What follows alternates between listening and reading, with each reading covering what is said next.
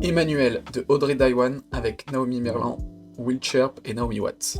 Ça raconte l'histoire d'une jeune femme qui travaille pour une société qui contrôle plusieurs hôtels, ou en tout cas une suite d'hôtels, et donc cette femme en fait a pour but d'aller inspecter l'hôtel, faire un audit et voir ce qui va pas pour l'améliorer en gros. Et donc on va suivre cette femme sur plusieurs jours dans cet hôtel, et en soi rien de plus.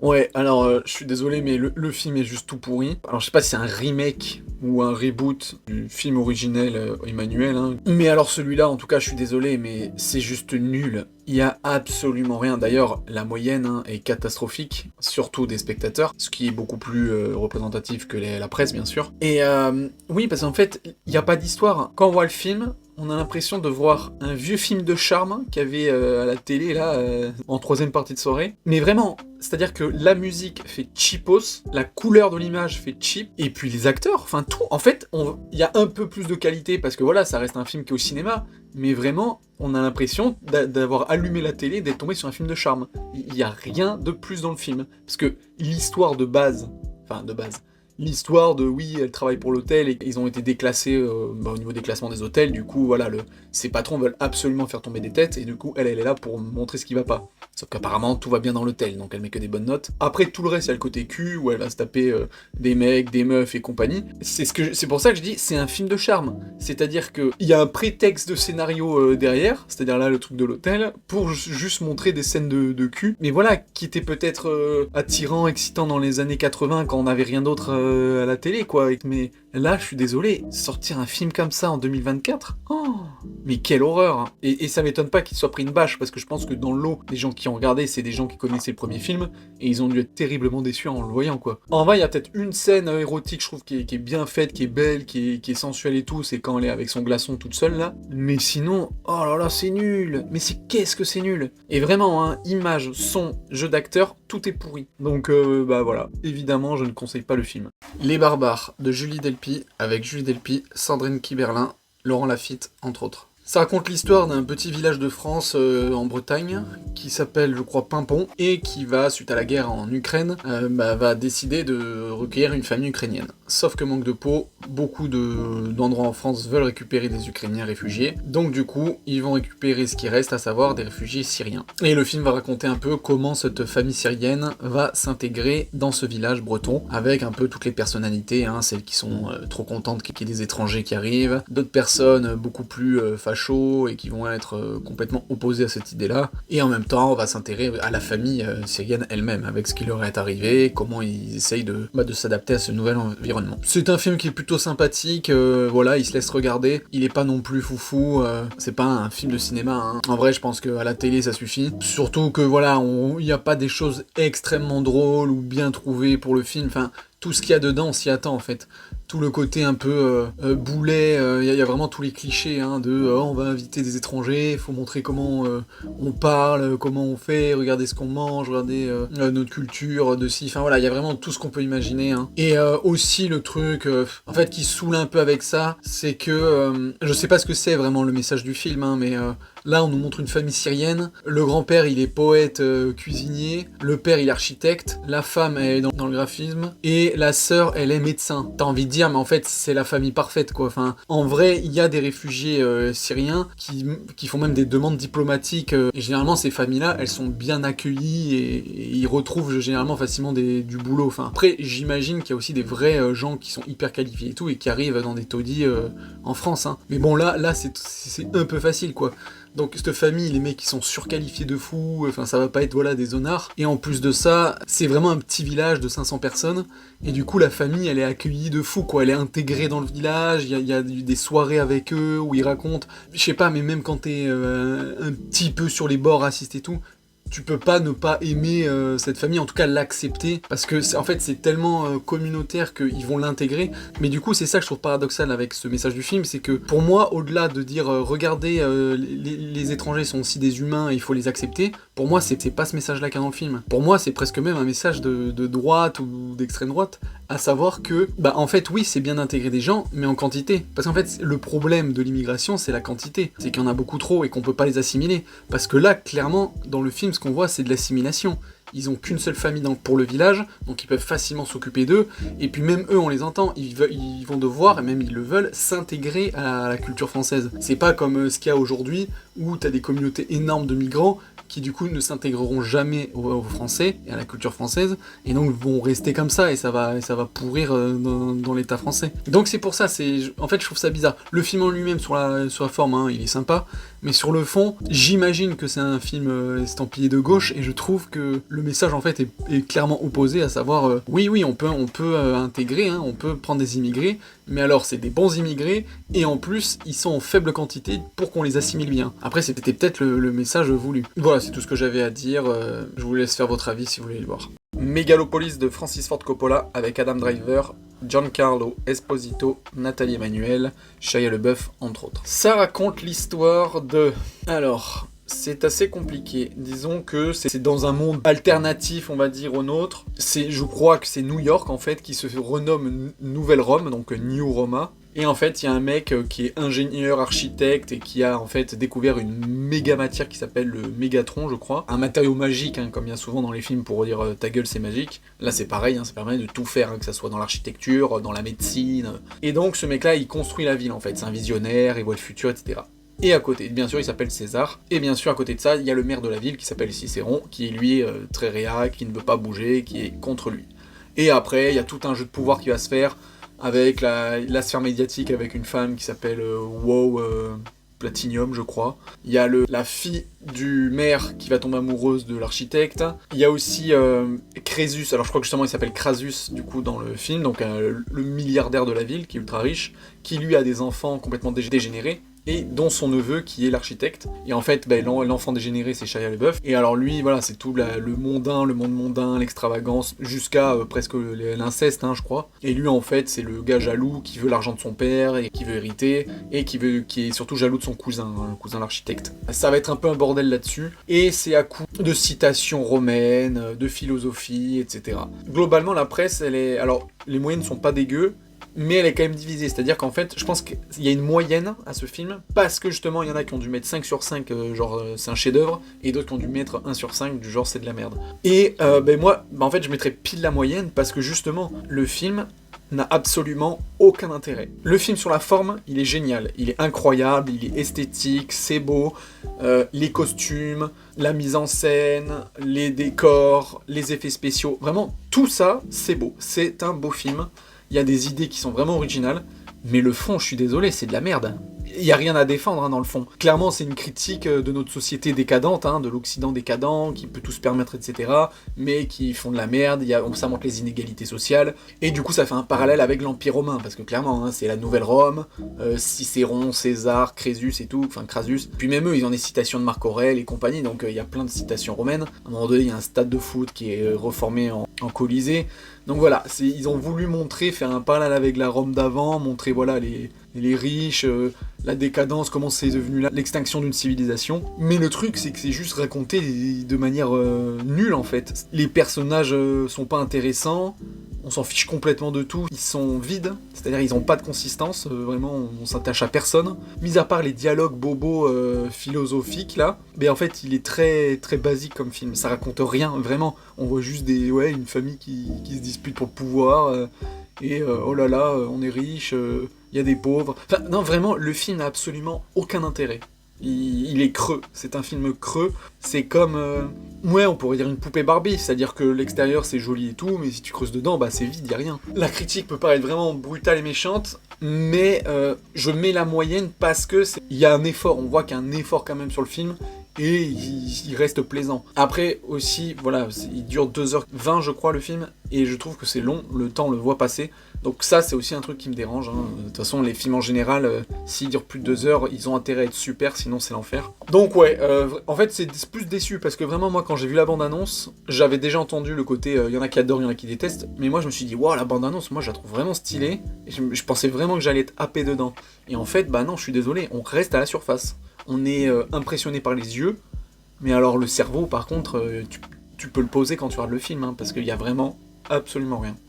Motherland, de Alexandre Aja avec Ali Berry, Percy Draxford et Anthony Jenkins. Ça raconte l'histoire d'une famille donc composée de la mère et de ses 2 fils jumeaux et de leurs chiens qui vivent dans une maison en plein milieu de la forêt, et dont la mère explique à leurs enfants qu'ils ne peuvent pas quitter cette maison qui est une maison protectrice, parce que la forêt regorge du mal. Il y a un mal qui leur veut du mal et qui veut les posséder, les tuer, et donc en fait ils sont obligés de rester dans cette maison, et alors pour essayer de survivre, ils vont essayer de chasser, cueillir, en sortant de la maison, mais pour ce faire ils vont être accompagnés d'une corde qui va leur servir de ligne de vie, et avec cette corde, voilà, ils doivent impérativement ne jamais la lâcher, sous peine de se faire attraper par le mal. Sauf que durant le film, nous avons d'abord un frère qui lui est complètement corps et âme dévoué à sa mère et qui croit absolument tout ce que dit sa mère, alors que le second est beaucoup plus critique envers sa mère et pense qu'il n'y a pas de mal et que c'est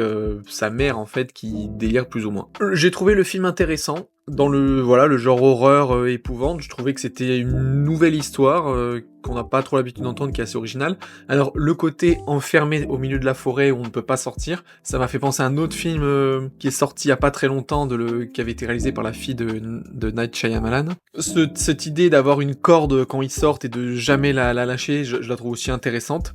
Et ce qui est sympa dans le film, c'est que pendant longtemps, en fait, on se demande si la mère est tarée ou non. Est-ce que c'est elle qui est folle et qui s'invente une histoire de mal pour protéger ses enfants, ou alors est-ce que véritablement elle est tarée et qu'elle veut séquestrer ses gosses? Là, je trouve que l'atmosphère, elle est bien faite, bien représentée. Les petits moments un peu d'angoisse, d'épouvante, je les trouve bien faits aussi. Il n'y a pas trop de jumpscares, je crois que j'en ai relevé 1, voire peut-être 2, mais sinon ça joue juste sur de l'angoisse un peu latente, quoi. Notamment l'arrivée d'un humain, d'un randonneur, et surtout le jeu des acteurs. Franchement, les 3 acteurs jouent très bien. Ali Berry, elle est vraiment très très bonne dans le rôle. Et même les deux enfants, franchement, alors eux, j'espère pour eux qu'ils auront un futur dans le métier du cinéma, parce que vraiment, ils jouent très très bien. Et alors du coup, rapidement, on se demande si la mère est pas folle.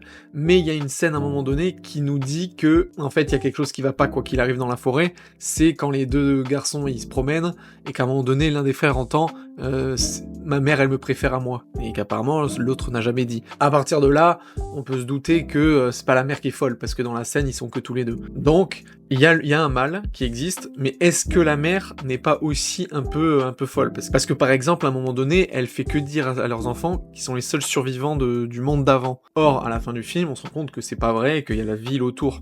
Donc c'est ça, et on n'aura jamais la réponse dans le film. Donc il y a toujours ce doute qui persiste à savoir si elle est folle ou pas. Donc voilà, je vous conseille ce film si vous aimez ce genre-là, parce que ça reste sympa à voir, et puis en plus de ça, c'est un réalisateur français qui l'a fait. Le Fil de Daniel Auteuil, avec Grégory Gadebois, Daniel Auteuil et Sidze Babette Knudsen. Ça raconte l'histoire d'un avocat qui va défendre un père de famille dont la femme a été assassiné. Le film va suivre tout simplement le procès du mari, qui est suspecté de l'avoir tué, donc d'avoir tué sa femme, avec notamment l'aide d'un complice. Et en fait, Daniel Auteuil va être persuadé jusqu'à la fin de l'innocence de son client, et il va presque en faire une affaire personnelle, dans le sens où, plus que vouloir défendre son client, il veut absolument prouver son innocence. Et donc le film va relater un peu cette histoire. Alors déjà, première surprise, je savais pas là, je viens de le voir juste maintenant, que c'est Daniel Auteuil qui est réalisateur. Je sais pas si c'est son premier film ou pas. Le film est tiré d'une histoire vraie, donc l'histoire elle est pas mal. J'aime bien ce genre de film où c'est des films de procès. Il m'a pas forcément transcendé plus que ça, hein, j'étais pas non plus à fond, mais il y a eu quand même un petit côté original dans l'affaire, à savoir ce père de famille qui a l'air un peu, presque même un peu bébête, et tout gentil, et c'est vrai que on se met rapidement du côté de Daniel Auteuil, à savoir vouloir prouver l'innocence du mec. Je trouve que les acteurs jouent bien, en fin de compte il n'y a pas beaucoup d'acteurs parce que ça se passe beaucoup en huis clos, et surtout c'est vraiment Daniel Auteuil qui est le personnage principal, qu'on voit quasiment à toutes les scènes. Après l'enquête en soi n'est pas hyper folle, mais donc là pour la partie spoil, parce que c'est quand même ça qui est intéressant, c'est la conclusion du film. Déjà je trouve ça assez intéressant, le côté défaite de l'avocat, mais bon il y a déjà eu aussi des films comme ça, mais c'est rare. Généralement dans les films c'est plutôt le personnage principal qui gagne, et ce qui est surtout intéressant c'est l'après-condamnation, quand il va voir son client, et que celui-ci lui révèle que, en fait, oui, c'est lui qui l'a tué. Et en fait, c'est intéressant, parce que du coup, on se rend compte de l'horreur du personnage, à savoir que c'est vraiment quelqu'un qui a vraiment l'air un peu bébête au premier degré, gentil comme ça, mais qui est en fait capable de choses horribles. Et alors le pire, c'est vraiment la toute fin du film, où il y a une fin après la fin, et on apprend que en fait, le mec, au-delà de tuer sa femme, on comprend surtout pourquoi il l'a fait au final, et ce qui n'est pas du tout ce qu'on raconte pendant tout le film, et que derrière ça, en fait, il y a une histoire d'inceste avec ses enfants, et du coup, c'est assez horrible, le personnage est assez horrible. Donc voilà, et ce qui était intéressant, c'est de voir le personnage de cet avocat qui du coup était persuadé jusqu'au bout de l'innocence de son client, et de se rendre compte qu'en fait, il s'est fait berner par son propre client qui ne lui a pas dit toute la vérité, quoi. Et c'est ça qui est intéressant, c'est de voir que on peut avoir une intime conviction de quelque chose et se tromper quand même. Et d'ailleurs, même avec l'histoire des jurés, parce qu'à un moment donné, il y a une femme, partie du jury, qui lui avoue à l'avocat que le juré voulait l'acquitter, mais que la présidente, enfin la juge, est venue dans la salle pour les inciter à voter contre. Donc là, même là, on pourrait se dire, ouais, c'est dégueulasse, il y a de la corruption et tout.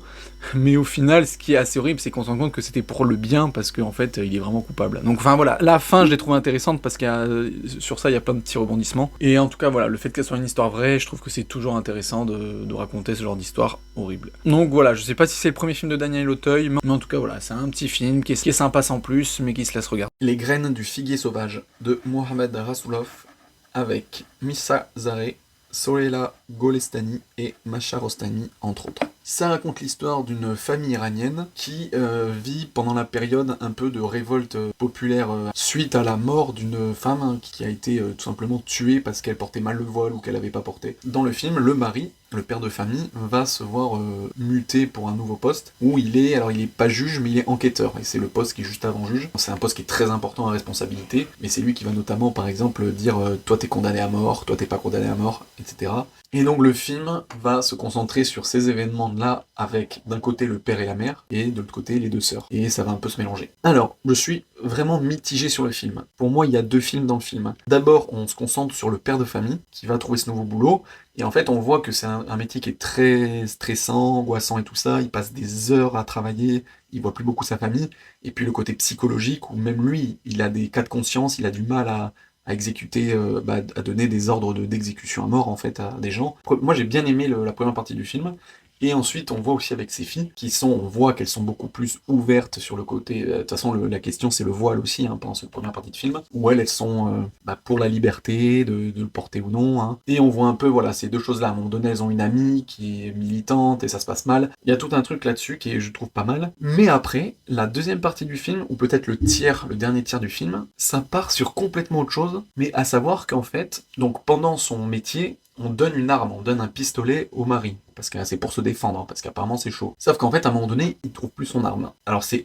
hardcore, parce qu'apparemment en Iran, si tu perds ton arme, tu peux aller pendant 3 ans en prison. Donc c'est vrai que ça rigole pas, quoi, faut pas perdre tes objets. En tout cas, voilà, il risque très très gros, et d'être déshonoré, d'être viré, enfin vraiment c'est un truc énorme, vraiment, d'avoir perdu l'arme. Et en fait, lui il comprend pas, il est sûr qu'elle était à la maison, donc pour lui il suspecte une de ses filles. Et en fait, il va avoir un moment où il va faire questionner ses filles, puis sa femme, et en fait ça va partir tellement loin, qu'à un moment donné, son collègue il lui dit, vu qu'il n'y a plus d'armes pour se protéger, son adresse est mise publiquement sur les réseaux et tout, donc en fait il va s'isoler dans une maison de campagne, donc avec toute sa famille. Quand il va dans cette maison de campagne, on comprend que le mec est taré, et qu'en fait il enferme ses filles et sa femme, parce qu'il veut absolument obtenir la réponse de qui a l'arme. Et d'un autre côté, ce que je trouve, et c'est vraiment, j'ai pas compris le film en fait, c'est que je sais même pas ce que ça veut dénoncer, c'est que dans la première partie du film, moi j'ai l'impression que ça parle du droit des femmes, voilà, le voile qui est principal dedans, le côté moral d'exécuter des gens à mort et tout, il y a tout un truc comme ça, mais la deuxième partie, c'est juste un film de mari taré, où le mari veut séquestrer ses enfants. Et en fait, cette question de où est l'arme et qui l'a volée, en fait, je vois pas l'intérêt d'avoir fait cette histoire par rapport à ce que ça raconte au début. En fait, on comprend que c'est la petite sœur qui a volé l'arme. Pendant tout le film, que ça soit la mère ou le mari, on leur dit aux filles qu'il risque d'aller en prison pendant 3 ans et ça va être de la merde pour lui au niveau professionnel. Et les meufs, elles vont jamais le dire qui a volé. Et c'est ça que je comprends pas, c'est que dans le film, l'arme, il n'y a rien de mal. Même lui, et le père, il fait gentil, enfin ouais, il fait correct. Et il prend une arme, c'est pour se défendre, pour pas crever. C'est une arme de fonction pour son boulot. Et du coup, je sais pas pourquoi il y a cette obsession avec l'arme. Surtout que c'est jamais dit, elles parlent jamais entre elles, les filles, quand elles font ça. Donc on sait pas pourquoi la petite, elle décide de voler l'arme et de jamais le dire. Parce que ça va loin et ça finit mal à la fin du film. Et donc ouais, franchement, je suis passé à côté de ce film. Et surtout qu'il est beaucoup trop long. Il dure 2h46. Et c'est parce que justement, il y a 2 films dans le film. Sauf qu'il y a la dernière partie qui part sur ça. Elle sert à rien en fait. Cette dernière partie, c'est juste une histoire qui tourne mal d'une famille avec un père taré par exemple. Le contexte avec l'Iran, ce qui se passe et tout, c'est abandonné dans cette dernière partie. C'est dommage. J'aimais bien le début et les actrices, je les aimais bien. Le père aussi, l'acteur. Mais en vrai, à la fin, j'en avais marre quoi. Je savais pas ce que j'étais en train de regarder. Et du coup, ouais, c'était trop long. Speak No Evil de James Watkins avec James McAvoy, Mackenzie Davis et Aisling Franciosi, entre autres. Ça raconte l'histoire d'une famille qui va faire, lors d'un voyage en Italie, la rencontre d'une autre famille, et suite à ça, ils vont bien s'entendre, et la seconde famille va les inviter chez eux en campagne pour un week-end. Chaque couple a un enfant, et donc pendant ce week-end, la première famille va se rendre compte que, on va dire que les us et coutumes, le caractère, etc. du second couple est assez bizarre, et ça va être de plus en plus gênant comme ça, jusqu'à un point de non-retour. Ça va être une critique particulière parce que je vais analyser ce film avec l'original, parce que oui, No Speak Evil est un remake d'un film qui est sorti 2 ans avant seulement, et qui est, alors je sais pas s'il est danois ou hollandais, mais le titre s'appelle en français Ne dis rien, de Christian Travdrup. Et donc en fait j'ai vu ce film 2 jours avant de voir celui qui est au cinéma en ce moment. Et donc c'est intéressant de voir tout ce qui est identique à l'original et tout ce qui change. Globalement, les films sont pas mal. Je trouve que l'idée est assez originale. Hein. Et ce qui est intéressant, c'est le côté crescendo du film, de voir que à chaque heure qui passe, en fait, il y a des choses de plus en plus absurdes pour le premier couple qui passent pas en fait dans la façon d'être du second couple. Mais par contre, là où le premier film original est beaucoup mieux, c'est que on se rend vraiment plus compte du malaise en fait. Le temps passe plus lentement, il y a plus de blanc. Tous les moments, dans le remake, il y a les mêmes scènes. Hein. Il y a les scènes de la viande qui donne à la végétarienne. Enfin voilà, il y a plein de trucs comme ça. Tous ces moments-là, la version originale le fait beaucoup mieux. Je sais pas si ça y joue aussi le côté américain qui est trop fictif en fait, trop fake. Et du coup, dans la version, je vais dire danoise, hein, ça fait tellement plus réaliste. Déjà, les acteurs, comme on les connaît pas, il y a un côté plus réel. Et dans leur façon de jouer, ils surjouent pas, du coup, le taré, hein, le mec, est 10 fois mieux l'acteur du premier film que James McAvoy. Alors, j'ai vu beaucoup de critiques de gens qui disaient que c'était une caricature du film Split, quand il jouait le taré. Franchement, non. Dans la bande-annonce, on a l'impression qu'il caricature et que ça va être horrible. Et j'ai eu cette impression dans la bande-annonce, mais en vrai, dans le film, c'est pas caricatural. Par contre, c'est vrai que, du coup, par rapport à l'acteur du premier film, ça n'a rien à voir. L'acteur du premier film, en fait, on pourrait le rencontrer dans la vie réelle. Il fait normal. C'est juste que dans ses façons d'agir, de parler et tout, c'est tellement plus subtil, mais du coup, c'est encore plus angoissant. Après aussi, le truc, c'est que ce qui était mieux dans le premier film, c'est que c'est 2 familles différentes. C'est-à-dire qu'il y a une famille danoise et une famille hollandaise. Et donc, dans le film, ils parlent hollandais et ils parlent danois. Et quand ils se parlent ensemble, ils parlent anglais.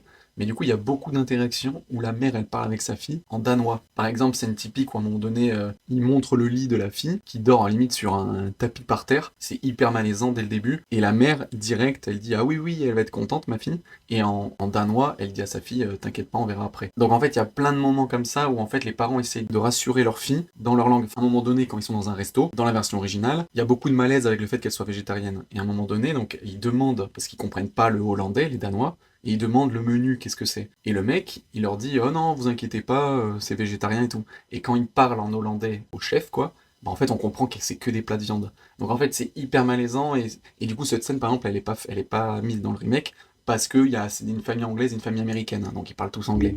Et ça, c'est tout simplement pour le public américain qui est trop stupide pour voir des films en VO. Ce que j'ai trouvé aussi dommage, c'est que les films européens, tu peux montrer la dure réalité, et donc dans le film original, ça finit mal. Et en fait, le couple est un couple uni. Ils s'aiment, ils se supportent l'un l'autre avec leur enfant, et ça se passe bien. Et en fait, le film va très mal finir. C'est très sombre. Mais bien sûr, le remake, vu que c'est un film américain, et qu'il y a une charte dans les films américains, à savoir il faut que ça finisse en happy ending, bah en fait c'est le schéma inverse. C'est-à-dire que le couple des Américains, bah c'est un couple qui bat de l'aile, quoi, qui va pas bien. Et ça, c'est tellement cliché de tous les films américains. Ils vont passer un week-end horrible avec ces tarés, mais ça va bien se finir. Je veux bien que dans un remake, du coup, tu peux faire différemment, mais là, c'est trop avec des gros sabots, quoi. Et par contre, si je dois dire, il y a un truc qui peut être intéressant dans la version américaine, c'est qu'il y a beaucoup de scènes qui sont centrées avec les enfants. C'est d'ailleurs, dans le film américain, c'est lui qui va dévoiler l'horreur de la famille. Alors que dans la version originale, il y a quasiment 0 scène avec le gosse, et en fait, l'horreur, c'est le père qu'il va s'en rendre compte. Après, par contre, si je dois revenir sur le film original, au final, je l'ai préféré, mais par contre, je trouve qu'au niveau de la logique scénaristique et tout ça, je le trouve complètement débile. Et c'est dommage parce que ça m'a vachement fait perdre de la qualité du premier film. Ils veulent se barrer une première fois, la petite fille, elle a son lapin dans la maison, donc il veut retourner.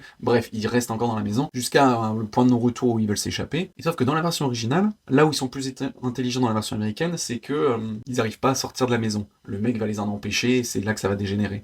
Dans la version originale, ils arrivent à se barrer, et on sait pas pourquoi, quand il est dans la forêt, le père il panique, il se déporte de la route pour aller dans la terre, il se plante avec sa voiture, et à partir de là, alors qu'ils disent qu'ils ont plus de réseau, le taré va retrouver la voiture du mec, il va prendre en otage sa fille, et c'est là que ça va dégénérer. Mais du coup, vraiment, ça n'a aucun sens en fait. Et scénaristiquement, c'est dommage parce que moi, ça m'a foiré le film, quoi. Et c'est pareil, une fois que ils enlèvent leur fille, qui lui coupe la langue devant eux et qui la kidnappent, les deux parents, ils sont stoïques. Alors, je sais pas si dans la vraie vie, ça s'est déjà expliqué dans des cas comme ça, mais genre, les parents, ils se battent plus. Genre, ils viennent de se faire voler leur enfant qui s'est fait couper la langue sur leurs yeux, et après, ils sont dans la voiture avec le deux couples de tarés, en train d'aller dans une clairière pour se faire buter, mais ils font rien. Genre, je sais pas, moi, je me bats jusqu'à la mort, j'étrangle le mec. Non, non, il est à côté de la voiture, il ne bouge pas. On les voit, ils sont en état de choc, mais quand même, pour moi, c'est surréaliste. Et jusqu'à la fin, quand il leur demande d'enlever leur habit, ils se foutent à poil et tout, puis il leur dit allez marcher en bas, et puis une fois qu'ils sont en bas, il leur lance des cailloux à mort. Toute la fin de ce film, elle est hyper forte, hein, la scène du coupage de langue de la petite fille, et la scène où ils sont caillassés à mort,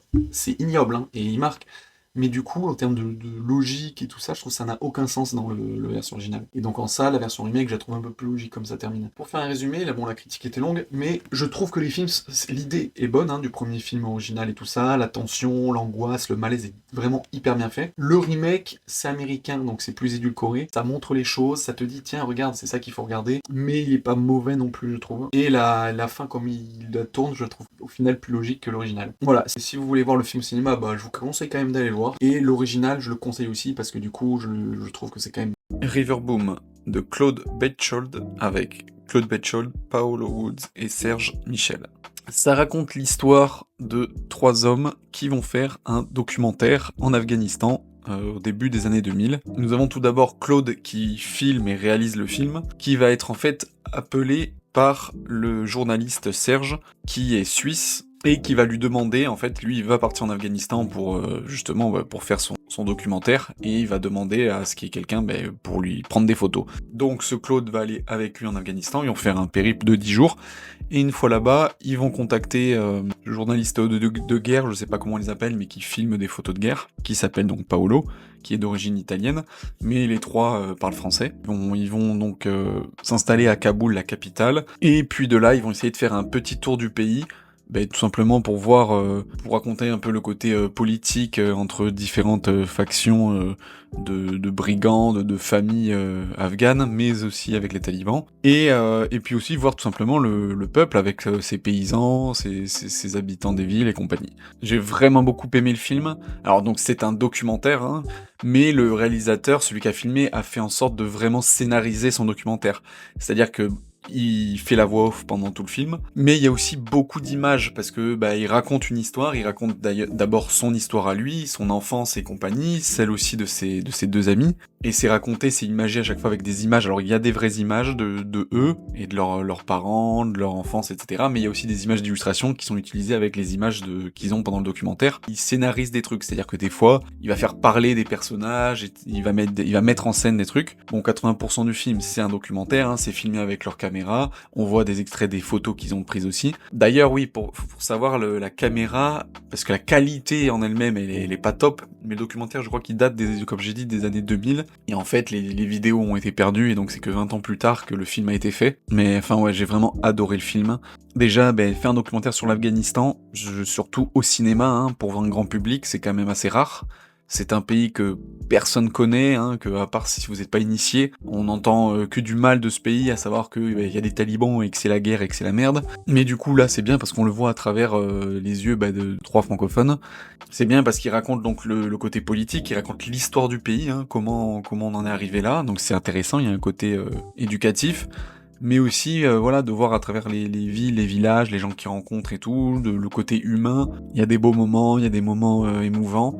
Après par contre c'est vrai que ce qu'on peut noter, c'est que sur le coup, il n'y a pas de femme dans le film. Il n'y a pas de dans le documentaire, on voit pas de femmes. Et je crois qu'il y a 2 photos dans tout le film où on voit des femmes. sans compter les enfants. Sinon, ouais, c'est sur ça, c'est assez triste, quoi, parce que, beh, voilà, ça montre une réalité du pays, hein, à savoir que les femmes restent à la maison, mais vraiment, dans la maison, quoi, elles sortent pas. Mais bon, voilà, malheureusement, c'est comme ça. Bref, en tout cas, c'est un très bon film, documentaire. Je vous conseille d'aller le voir, vous allez forcément passer un bon moment, tout en découvrant des choses sur le pays, donc voilà, c'est vraiment bien à tout égard. Ni chaîne ni maître de Simon Moutaïrou, avec Ibrahima Baïché, Camille Cotin, Anna Thiandoum et Benoît Magimel. Ça raconte l'histoire pendant les années 1700, enfin fin 18e, de un exploitant qui a une terre agricole dans l'île Maurice, qui s'appelait Île-de-France avant, et donc qui a des esclaves, hein, la terre elle est complètement peuplée d'esclaves, pour travailler dans les champs, sauf que dans le moment du film, on nous apprend, donc les esclaves qui travaillent dans les champs, ils ont cette légende qui disent que sur l'île, il y a un endroit qui serait un havre de paix pour les esclaves, où ils pourraient vivre en liberté. Et c'est un peu ce qu'ils recherchent. Et en fait, dans le film, on a un esclave qui s'appelle, alors j'ai plus le nom africain, mais il se fait appeler Cicéron. Et en fait, c'est un peu l'esclave intelligent, donc il est cultivé, lettré, il parle la langue, le français, et c'est lui qui va faire l'intermédiaire en fait entre son chef qui est Benoît Magimel et le reste des esclaves. Ce mec-là, il a une fille, et cette fille, elle est très révolutionnaire et tout, et elle veut retrouver cet endroit. Et on voit un peu la dichotomie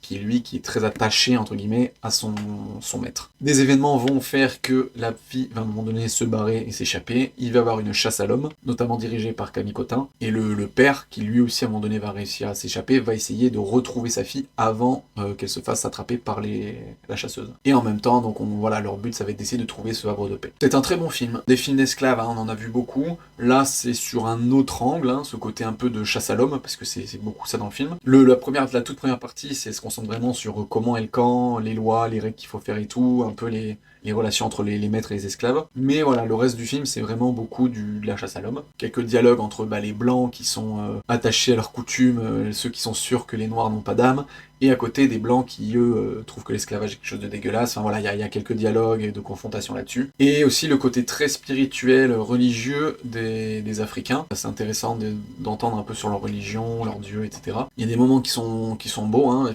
Visuellement, je trouve que le film aussi, l'image, elle est très bien faite. Et surtout la fin. En fait, pendant le film, donc on explique qu'ils cherchent ce havre de paix, hein, où ils vivraient libres. Et c'est vrai que moi, pendant le film, je me suis dit, mais attends, ils sont sur une île, en plus l'île Maurice c'est minuscule. Puis je me suis dit, voilà, ils vont vivre dans quelques hectares de l'île, mais il suffit qu'ils débordent et vont se faire retrouver par des blancs. Enfin, pour moi, ça me paraissait pas logique, pas plausible en fait. Et effectivement, on comprend que cet endroit, c'est pas forcément un endroit de l'île parce qu'ils essaient de partir en bateau, c'est plutôt de rejoindre, je crois, Madagascar. Mais ils comprennent aussi que Madagascar c'est un peu la merde. Et c'est vrai qu'en fait, pendant le film, tu te dis, mais en fait, ils échappent à quelque chose qu'ils ne peuvent pas échapper. À la limite, ils seraient en Afrique, il y avait des endroits en Afrique qui n'étaient pas touchés, mais je veux dire là, en l'occurrence, ils étaient dans la merde, quoi. Et donc c'est vrai que je me suis dit, tout le film, comment ça va finir, parce que ça me paraît un peu idyllique. Et effectivement, à la fin, quand les deux ils se retrouvent, le père et la fille, et ils retrouvent des Africains libres, tu dis bon ok, t'as l'impression qu'ils sont cool, et effectivement à la fin, en fait non, ils se font rattraper par des milices françaises. Je trouve que c'est très très beau et très triste comment ça finit, à savoir qu'ils se font mettre en joue par l'armée, et qu'il regarde sa fille qui lui dit ni chaîne ni maître, et qui du coup, toute la tribu préfère se jeter dans la falaise que se rendre. Et du coup, c'est vrai que pour un film français, parce que généralement c'est souvent des films américains qu'on voit de ce style-là, donc je trouve que c'était intéressant de faire un film français sur le sujet. Tatami de Zahar Amir Ebrahimi et Guy Native avec Ariane Mandy, Zahar Amir Ebrahimi. Ça raconte l'histoire d'une judokate professionnelle iranienne qui, lors d'un concours pour les championnats mondiaux de judo, va se voir contraindre d'abandonner la compétition parce qu'elle risquerait de rencontrer la judokate israélienne et apparemment le régime islamique ne veut pas de ça. Et donc du coup voilà, il lui demande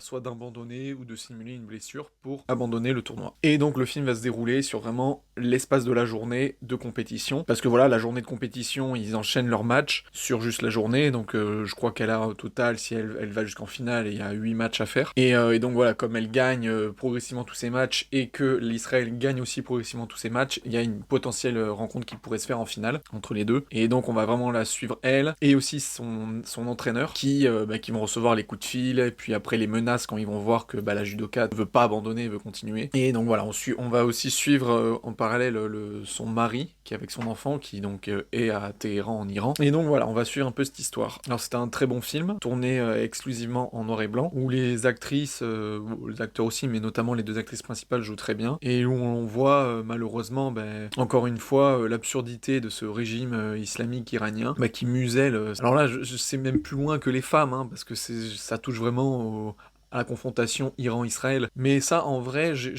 franchement, je sais pas si c'est tiré d'une histoire vraie ou non. Et je trouve ça un peu absurde, en fait. Parce que, je veux dire, si l'Iran ne voulait absolument pas qu'il y ait de confrontation comme ça, il ne ferait même pas jouer l'Iran au judo. En fait, j'ai pas compris là pourquoi ils acceptent qu'elle aille à cette compétition, sachant qu'ils savent qu'il y a une Israélienne qui est judokate et qu'effectivement, potentiellement, ils vont se rencontrer. Donc, soit tu ne la fais pas jouer du tout au tournoi, soit tu vas jusqu'au bout. Pourquoi ne pas s'affronter sur le terrain du sport, à la limite, et montrer que l'Iran est plus fort que l'Israël sur le plan sportif. Enfin, je sais pas, ça c'est indépendamment du film, hein, mais je trouve que la logique, j'arrive pas à la comprendre et je la trouve un peu bidon. Et après, bien sûr, il y a aussi le fait avec la femme, le voile, hein, parce que bien sûr, toutes les femmes iraniennes sont voilées, c'est obligatoire. Il y a un moment donné, justement, qui fait écho à ce symbole du voile où elle suffoque comme ça et qu'elle va enlever son voile pendant le tournoi, qui est voilà une image forte. Et aussi la fin, je dois dire que j'ai été quand même vachement surpris de la conclusion du tournoi. C'est vrai que pendant une seconde, j'ai oublié que c'était pas un film hollywoodien, et que du coup, les autres films internationaux ne sont pas nécessairement des happy end, comme on voit tout le temps aux États-Unis. Du coup, quelque part, ça surprend et ça fait plaisir. Alors, ça fait pas plaisir pendant le film, mais ouais, le fait qu'elle perde, et en plus, c'est même pas... elle perd en demi-finale, au moment où elle se prend le hippon, on est choqué parce qu'on se dit non, c'est pas vrai, c'est pas possible. Et même genre pendant 20 secondes après ça, je me suis dit c'est un rêve, elle est en train d'imaginer qu'elle perd. Et en fait non, elle perd vraiment. Mais bon voilà, même de savoir après ce qui se passe à la fin, même avec l'israélienne. Enfin, je trouve que c'est bien de faire des films comme ça où justement c'est pas ouais, elle a gagné la finale et tout. Ça aurait été beau aussi, hein, mais au final, il y a un côté plus réaliste, hein, que toujours des happy end à l'américaine, hein, donc ça c'est bien. Et sinon oui, juste la fin, j'aurais trouvé ça sympa, étant donné que tout le film se passe en noir et blanc, que le moment où elle arrive avec son entraîneur en France, qu'il y ait de la couleur. Ça aurait été sympa de faire ce contraste au moment où elle arrive en France, que ça soit en couleur, pour montrer un peu la liberté face à l'oppression du noir et blanc. Et justement, pour ça c'est marrant, parce qu'à la fin du film, quand elle arrive en France, il y a une phrase, je sais plus c'est écrit, ou comme quoi c'est marqué, ou alors c'est dit, oui, dans un pays de liberté, liberté d'expression. Ils font tout un speech, et en fait sur le coup je savais pas qu'elle allait arriver en France. Et là je me suis dit, ça peut pas être la France. Et là, boum, juste après, on la voit avec marqué France derrière. Donc ça m'a fait rire parce que je me suis dit, alors c'est sûr hein, qu'on a un niveau au-dessus de l'Iran au niveau des libertés, mais bon, quand on voit actuellement ce qui se passe au niveau des libertés, ça m'a doucement fait rire le speech qu'il y avait à la fin du film. Bref, en tout cas, je vous conseille d'aller le voir, c'est un très beau film. Beetlejuice de Tim Burton avec Michael Keaton, Winona Ryder et Jenna Ortega entre autres. C'est les suites des histoires du fameux personnage démoniaque mort qui s'appelle Beetlejuice. Donc des années après, la femme qui jouait donc la jeune fille dans le premier, qui est maintenant adulte, qui voit toujours des morts, qui a la mort de son père qui avait la maison hantée, où il y a cette fameuse maquette où vit plus ou moins Beetlejuice. Donc ils vont devoir retourner dans la maison pour faire des déménagements, il va se passer des choses qui font que ils vont réinvoquer Beetlejuice. À côté de ça, il va avoir une histoire propre à Beetlejuice, à savoir que son ex-femme, qui est dans le monde des morts, va vouloir se venger une nouvelle fois de Beetlejuice. Et en même temps, on va suivre les relations entre donc l'actrice principale, hein, qui joue la mère, et sa fille, donc Jenna Ortega, qui sont un peu en rivalité, parce qu'en fait, le mari de la maman de la mère est mort, et en fait, la mère n'arrive pas à le voir, alors que normalement, elle voit les morts. Et du coup, sa fille lui en veut, et donc... Alors, le film, j'ai été agréablement surpris, parce que, alors j'ai pas eu beaucoup de critiques dessus, mais en tout cas, j'en ai eu d'un, qui a été mitigé dans le sens où il trouvait que sur la forme il était bien mais que sur le fond c'était bof. Sur le côté de la forme, déjà je dois dire il est super. Il a gardé la patte avant effet numérique. Alors il y a des trucs numériques dans le film, mais il y a beaucoup d'effets spéciaux réels on va dire, qui sont faits avec voilà des maquettes, du faux sang, voilà des artifices mais qui sont palpables, réels, qui sont pas numériques. Donc déjà ça ajoute du réel, c'est très bien fait. Et il y a des trucs, on voit quand même beaucoup que c'est de pâte à modeler, en l'occurrence Willem Dafoe, qui joue un acteur de cinéma flic et qui a la moitié éclaté là, on voit sa chair, ses muscles et son cerveau, mais il n'y a même pas 1% de crédibilité, c'est-à-dire qu'on voit très bien, tout est lisse, tout est propre, enfin on voit que ça fait pâte à modeler. Je sais pas si c'est voulu ou pas, mais si c'est pour garder un côté esthétique de l'horreur, je sais pas. Parce qu'à côté de ça, il y a d'autres personnages secondaires, tertiaires dans le film qu'on voit comme ça, où ils sont éclatés et ça fait plus réaliste, mais bon. Mais en tout cas, voilà, tout ce qui est effet, et puis même les idées de mise en scène, il y a plein de moments où comment, par exemple, Monica Bellucci, qui joue l'ex de Beetlejuice, elle aspire les âmes. Les personnages, comment ils meurent, c'est trop original. Tout est original en fait. Les mises en scène sont vraiment bien trouvées et c'est juste agréable à regarder. Vraiment, pour ça, Beetlejuice, c'est un bon film parce que vous ne trouverez pas d'autres films comme ça. Au niveau vraiment de l'imagination, de ce qui vous montre visuellement, c'est top. Après, sur le point de vue du fond, et c'est là où je suis pas trop d'accord avec ce que j'ai entendu, c'est qu'en fait, il baisse entre guillemets, enfin, il le trouve bof le film, il le trouve moyen, parce qu'il est entre guillemets bidon au niveau du fond, qu'il y a rien, que c'est hyper bateau. Mais alors sur ça, je suis désolé. Oui, c'est bateau, mais c'est pas un film d'auteur, Beetlejuice. Je veux dire, rien que les films de super-héros, il y a des films de super-héros que j'aime bien, où je leur mets 7 sur 10, mais quand on regarde sérieusement, le scénario, il vole pas haut. C'est juste que le film est excellent en soi. Je favorise le scénario dans un film, mais il y a des films qui sont propres à ne pas être jugés sur ça. Exemple typique, hein, un de mes films préférés, c'est 300. 300, le scénario, c'est 1 sur 10. Il n'y a pas de scénario, quoi, c'est bidon. Mais c'est pas le propos du film. Il faut pas juger 300 sur son scénario. C'est une œuvre d'art cinématographique qui n'est pas jugée sur son scénario. Mais bon, là, je mets pas Beetlejuice au même niveau, évidemment. Mais ce que je veux dire, c'est que le film, j'attendais absolument pas d'être incroyablement surpris, de réfléchir après le film. Enfin voilà, c'est un divertissement comme un autre. Beetlejuice, le premier, il y avait absolument pas de scénario ouf. Je n'attendais rien du film. Donc en fait, je suis allé voir le film et j'ai apprécié, j'ai passé un bon moment devant, grâce justement à toute la forme du film, le côté effet visuel et compagnie. Alors voilà, hein, le film ne va pas me marquer sur des années, mais on passe un bon moment. Donc voilà, agréablement surpris par la suite de Beetlejuice et de Tim Burton en général, parce que à partir des années 2000, tous les films qu'il a fait, vraiment, j'ai pas du tout accroché. Donc là voilà, c'est un bon retour du réalisateur pour moi.